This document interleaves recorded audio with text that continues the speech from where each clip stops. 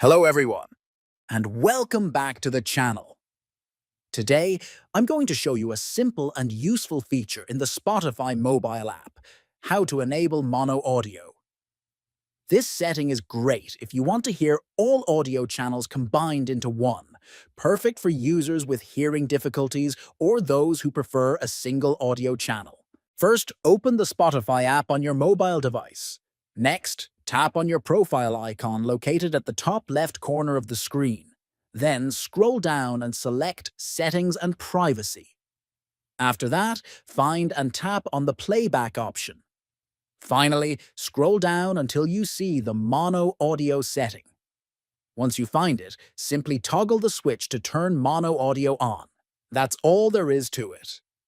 Enabling mono audio on Spotify is quick and can really improve your listening experience. Thanks for watching, and don't forget to subscribe for more helpful tips.